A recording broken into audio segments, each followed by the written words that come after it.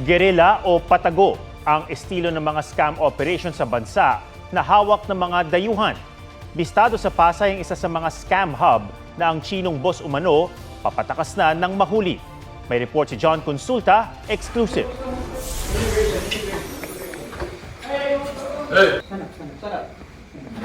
Hindi nakapalag ang dalawang Koreanong ito nang lusubin ng mga taga-immigration sa condo unit sa Pasay. We suspected that this is involved in telecom fraud activity, okay?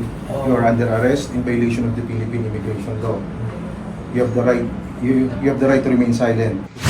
Sa kabilang kwarto naman, inabuti nilang nag-iempake ng mga gamit ang isa umanong Chinese boss. Target ng Bureau of Immigration Fugitive Search Unit ang mga dayuhan na umano'y may scam hub sa lugar. Naabutan pa nilang nakabukas ang kompyuter ng mga Koreano na ginagamit umano sa panloloko. Isinumbong sila ng isang dayuhang nakatakas at itinuro ang naturang condo unit. Nagugat itong operasyon natin ito base sa isang complaint na pinadala sa atin ng isang Chinese din na sinasabing nakatakas siya sa isang Chinese boss kung saan sila ay kinukulong, pinoposas at pinipilit magtrabaho sa kanyang scam hub. Nag-i-empake na sila.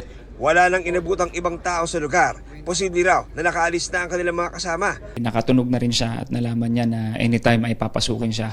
Kaya nung inabutan natin yung Chinese boss na to ay mukhang paalis na sila. Kumpiskado ang mga computer at cellphone na ginagamit sa kanila ay guerrilla style o patagong scam operation. Mas madaling maikuble kung magpapanggap sila na mga magkakaibigan lamang or magkakapamilya sa isang residential unit. At yung pala doon na sila na gumagawa ng kanilang mga scam operations.